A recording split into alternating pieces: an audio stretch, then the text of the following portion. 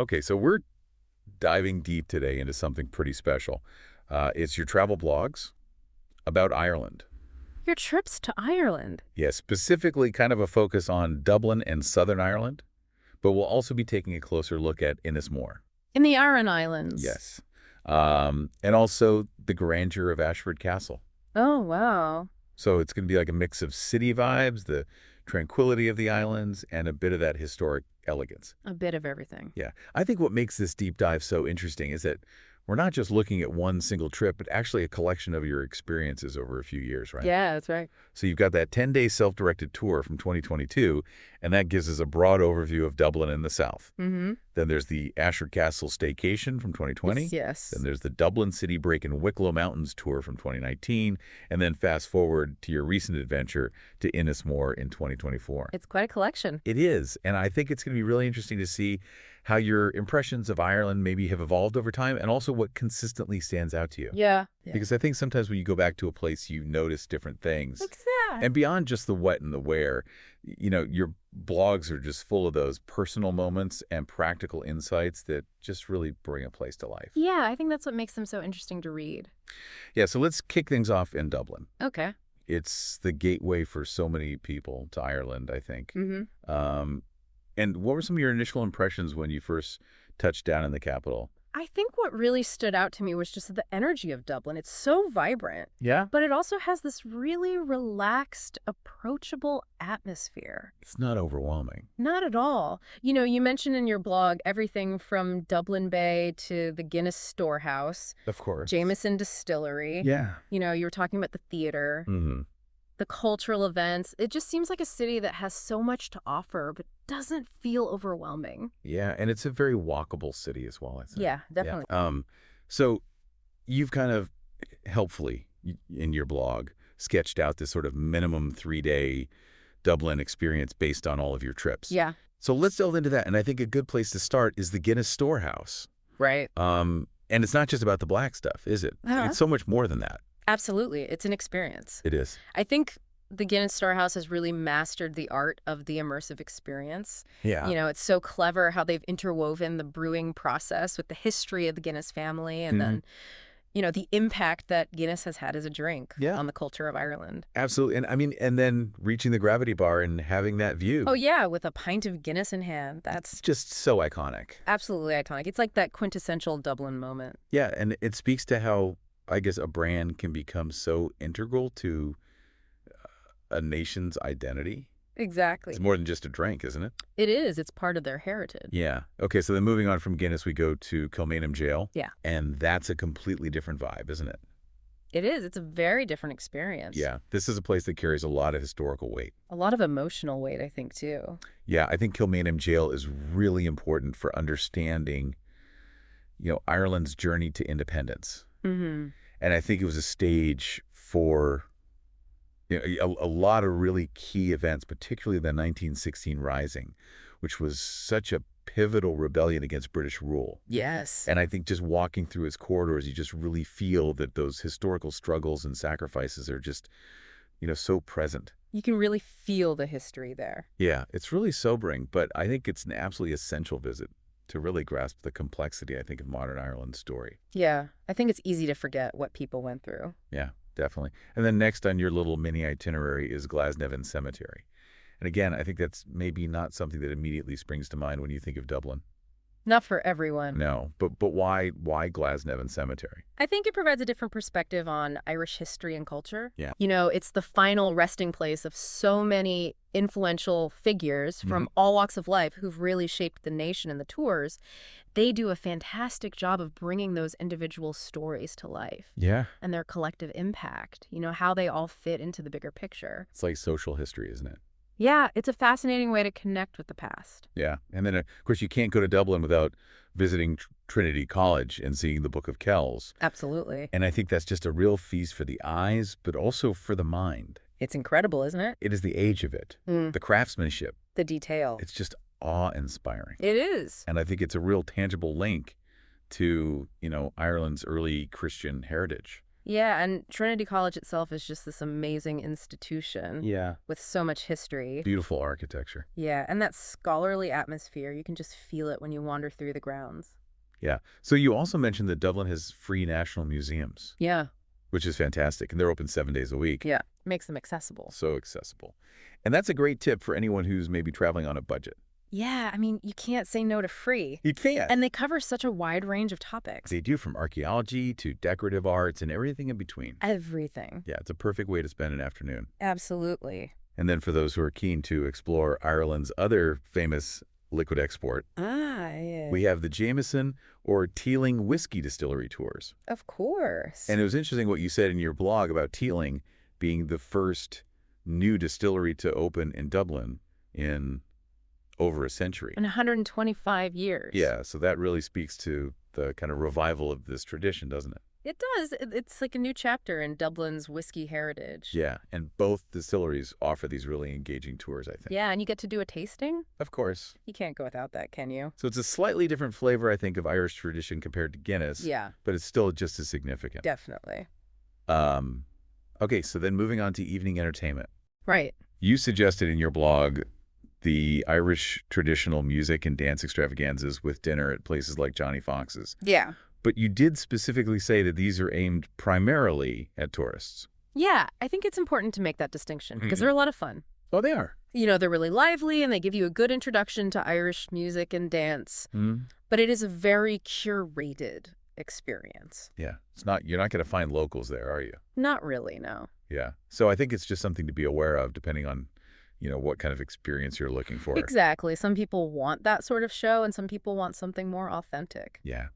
And speaking of getting around, for Dublin's main attractions, you suggested the hop-off bus tour, which is always a classic, I think. Yeah, it's a good way to see the city. Yeah. It gives you a really good overview of the city's key sites. Yeah, and it's quite flexible, isn't it? It is. You can hop off as you please, and you don't have to worry about parking or navigating public transport. Yeah, especially if you're only there for a short amount of time. Yeah. Then there's Temple Bar. Ah, yes. Now, you describe this as having a real kind of cultural vibe during the day, perfect for lunch. But then at night, it transforms into this lively pub scene.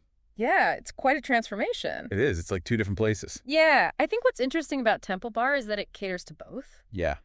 So during the day, you can wander through those charming streets. Yeah. You can have a look in the shops and have a nice meal. Yeah. But then as soon as evening comes, it just comes alive with all the pubs. It's buzzing. Yeah, there's live music spilling out onto the streets. Yeah. So it really just depends on what you're looking for. Exactly.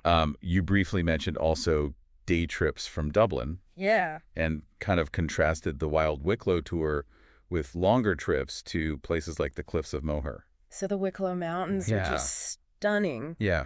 And it's a really great way to just escape the city. Yeah. And see the countryside and the scenery. And it's not too far from Dublin. Yeah. But then those longer trips, to the Cliffs of Moher and the Giant's Causeway, they are incredible. Spectacular. But they do take a lot of time to get to. Yeah. You've got to be prepared for a long day in the car. Yeah. And then for people who are really interested in culture and maybe want to delve a little bit deeper than the main tourist spots, you also recommended spending some time in Dublin's museums and art galleries. Definitely. I mean, there's so much to see. There is. Beyond the big attractions. Yeah. And there are lots of smaller museums and art galleries that can be really rewarding to explore. Yeah, definitely. And then finally for Dublin, you mentioned the Dublin traditional Irish musical pub crawl, Right. which is a slightly more, I guess, informal way to experience some music. It is, and it's quite a unique experience Yeah. because you're actually led by musicians. Oh, well. Yeah, and they take you to different pubs and they'll perform and they'll explain a little bit about the music as well. Oh, that's lovely. Yeah, it's really nice. So I think that's a really good option for people who maybe prefer that less staged kind of encounter with music. Yeah, I think so. Okay, so we've done a lot of Dublin. We have. Let's shift our focus now south to your Southern Ireland road trip. Okay. And you made this really important point about Ireland's size Yes. on a map versus the actual driving times. Yeah, I think that's something that people don't always realize. It's deceiving. It is. Ireland looks quite compact when you look at a map. Hmm. But a lot of the most beautiful places are in quite rural areas. Yeah. And those scenic roads, they take time. They do. They're windy and they're beautiful, but they're not fast. Exactly. And you really don't want to rush it. No. You want to be able to stop and enjoy it. So trying to cram all of Ireland into a 7-day itinerary It's ambitious. it's ambitious. Yeah. You're going to come away feeling a little bit frazzled, I think. Yeah, definitely. And you emphasized that for Southern Ireland, having a car and driving yourself is the best way to see it because you have that freedom The freedom to stop. to stop when you want. Exactly. And discover things that weren't on your plan. Yeah, there's nothing quite like, seeing a beautiful view and just pulling over and just enjoying it. Yeah. Or stumbling across a cute little village. Yeah, or having, a pub lunch somewhere that wasn't even on the itinerary. Yeah, that's the best. You did mention driving on the left, of course, Of course. which is something that some people need to get used to. Yeah, but it's not too bad. And you said the roads are generally well signposted. They are. But you did mention the random roundabout in the middle of highways, Oh, yeah. which I love that. It's very Irish. It's very Irish. It's like, why is there a roundabout here? Yeah, But it's all part of the charm, isn't it? it is. Okay, so your suggested 7-day clockwise loop route starting and ending in Dublin Yeah. looks amazing. It covers a lot of ground. It does. So obviously days 1 to 3 are in Dublin, which we've already covered. Yeah. And then day 4 takes us south to Kilkenny Castle. Oh, Beautiful. And the Rock of Cashel. that's a special place. Yeah, and both of those are, really significant historical sites Mm-hmm. that really take you back in time. They do. Kilkenny Castle is just this impressive medieval fortress Yeah. with so much history. And Yeah. then the Rock of Cashel is just so dramatic, isn't it? It is. It's like this outcrop with these ancient ruins. And amazing views. Yeah, you can see for miles. Yeah, it's a real sense of history there. Yeah. Okay, so then day 5 on the itinerary is Blarney Castle and Gardens, Right. which is home to the famous Blarney Stone. You have to kiss the Blarney Stone. You have to. It's tradition, It is. whether you want to or not. And supposedly, you get the gift of the gab. That's what they say. So we'll have to see about that. And the gardens are lovely as well. Yeah, they're really beautiful to walk around. So then day 6 is dedicated to the stunning scenery of Killarney National Park Amazing. and the famous Ring of Kerry.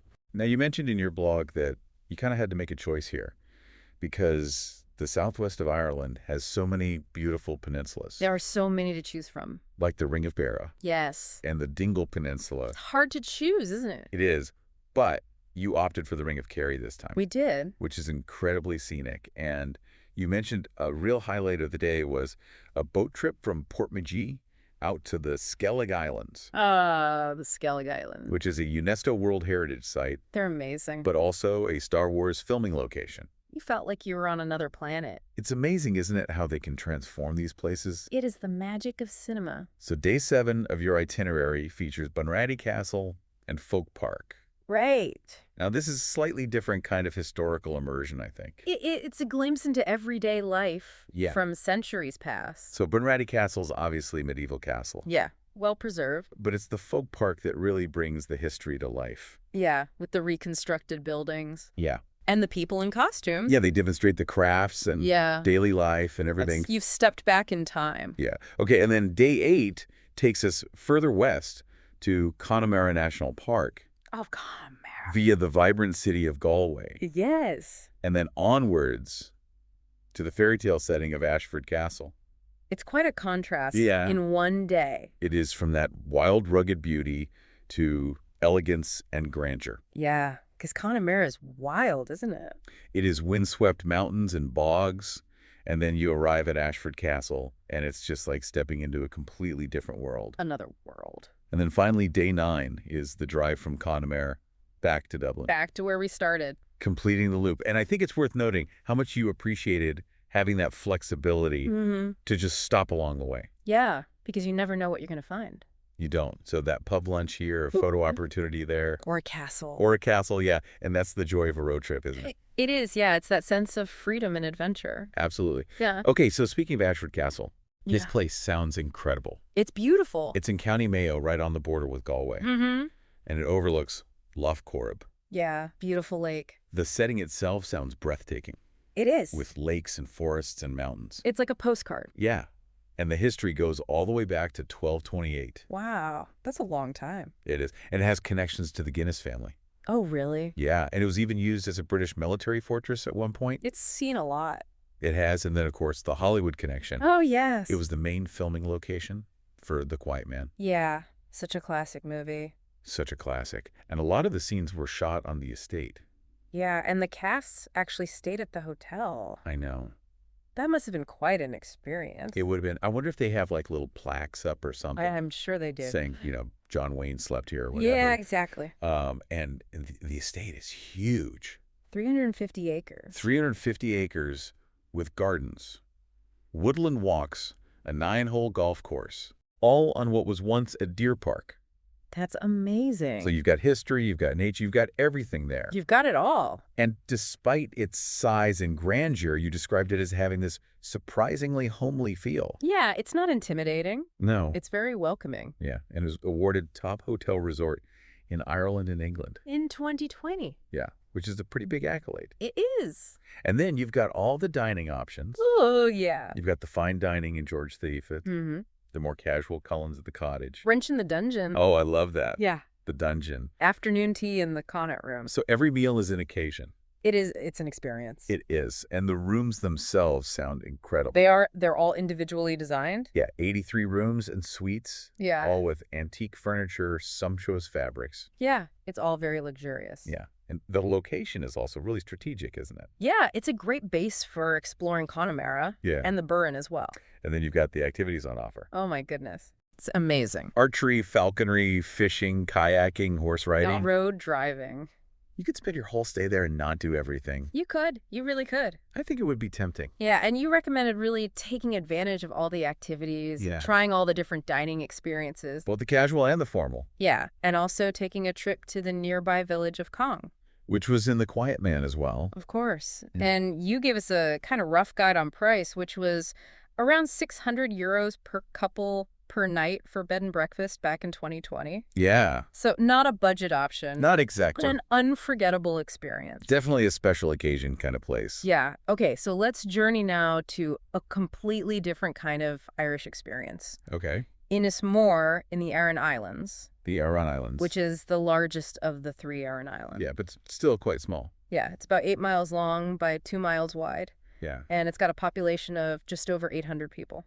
So it's quite a close-knit community. It is. And you mentioned Inishmin and Inisheer as its smaller, even more sparsely populated neighbors. They are much quieter. Yeah. So to get to Innismore, you take a ferry from Rossaville, Yeah. and the journey takes about 45 minutes. It can be a bit rough. Yeah, it can be choppy. Yeah, you need your sea legs. You do. Yeah. And you also pointed out that electric bikes aren't allowed on the ferries. Oh, that's good to know. Yeah, so if you were planning to rent one on the island, Which I would recommend. yeah, you can't take it with you. You have to rent it there. Yeah, and you highlighted the difference between the tourist season when all the day trippers come It gets busy. and the much calmer atmosphere outside of peak months. Yeah, it's like a different island. It is, and you recommended staying for 2 to 3 days Yeah, I think that's the best way to experience it. to really soak it up. Yeah. To really get a feel for the island. Yeah, okay, so talk us through this 3-day itinerary because it sounds wonderful. Okay, so day 1 is all about arriving in Kilronan, Mm-hmm. which is the main village settling into your accommodation. Yeah. You stayed at the Pier House Yeah. and just enjoying the local hospitality Yeah. and the fresh seafood. You've got to have the seafood. You have to. It's amazing. Yeah, and that peaceful evening stroll around the harbor at sunset just sounds so relaxing. Oh, it's idyllic. Yeah. Yeah. Okay, so then day 2, Day 2 is all about exploring. exploration. Yeah, primarily by electric bike. Which is a great way to get around. Yeah, it is. And you visited Dun on Casa, which is that incredible prehistoric fort Oh, it's amazing. on the edge of the cliff. Perched right on the edge. Yeah, and it's thought to be over 3,000 years old. That just blows my mind. It is incredible. Bronze and Iron Ages. Yeah, and you said that's a real draw for visitors. Yeah, it's a must-see. And drones aren't allowed, No, they're not allowed to fly over the site. which makes sense, I think. It does. It's such an important site. Yeah, and then you visited the Aran Sweater Market. Of course you can't go to the Aran Islands and not see the sweaters. You can't. They're so iconic. Yes. Yeah, and then you had a traditional lunch at Nanfuddy Cafe. Yeah, And then some relaxing time at Silmur Bay. which is a blue flag beach which means the water quality is Excellent. excellent, yeah. And you even went for a swim? I did. It was bracing, I bet. but refreshing. And then you went to the Black Fort. Another amazing fort Yeah. on a promontory. And then you ended the day with a pub stop Of course. for the classic Irish combination of brown bread sandwiches and a Guinness. You can't beat it. You can't. And then a delicious dinner and a traditional music session. Perfect. Sounds like the perfect day. It was. Yeah. Okay, and then day 3? Day 3, we continued exploring. Yeah. We went to Entraheimore Beach. Mm-hmm. We visited the 7 churches. Which are actually... Sastic di Timpale. Which is actually the remains of several religious buildings. Yeah, from the 8th century. And then you went to the wormhole. Polna Paste. Yeah, and this is that incredible, natural, rectangular pool. Yeah, it's carved into the rock. Yeah. It's amazing. It is. And it's even been used for Red Bull cliff diving events. It has. That's pretty cool. It's pretty extreme. It is. And then you went to Duniochla, Yeah. which is the highest point on the island. It is. So you get panoramic views. Stunning views. And you were able to get some drone footage there because the tower was closed. Yeah. And then you ended the day with more beaches and coves. Yeah, explore A beautiful sunset. from the cliffs. Wow. And another traditional music session. So you packed a lot into 3 days. We did. It was an amazing trip. Yeah, and you mentioned the different ways to get around Innismore. Yeah, you can cycle. Cycling, obviously. Yeah. You're walking. There are lots of beautiful looped walks. Yeah. Or you can take a horse and carriage ride Yeah. with a Jarvie or a small coach tour. But you opted for the electric bikes. I did. Yeah. Yeah. I think that's the best way to see the island. Gives you that independence. Yeah. Yeah. And you can go at your own pace. Yeah, and you talked about the different accommodation options. Yeah. There are hotels, B&Bs, and glamping pods. Glamping pods. Yeah. But the Wi-Fi can be a bit patchy. I can imagine. Yeah. So if you need to be connected, it might not be the best option. And your advice on the best time to visit was really helpful. Oh, yeah. Those shoulder seasons of May, June, and September, October. The weather is good. Yeah. And it's not too crowded. Yeah, because I imagine during the summer it can get quite busy. Yeah. It can get quite hectic. And you also emphasized the changeable weather, the need to pack layers. And waterproofs. And waterproofs, definitely. But also sunscreen. Because it can be sunny. Yeah, you can get caught out. And you talked about the friendly locals. Oh, they're so friendly. And their use of the Gaelic language. Yeah, it's lovely to hear. Yeah. It's still very much alive on the island. Yeah, it's fantastic that Innismore is part of the Gaeltacht, It is. which is where Irish Gaelic is still spoken. Yeah, it's part of their cultural identity. It's amazing. So then moving on to some general Irish travel tips. You reiterated that English is the primary language. So there's no language barrier No, it's very easy to get by. for English speakers. Yeah. But Irish is obviously still spoken in the Gaeltacht areas. Yeah.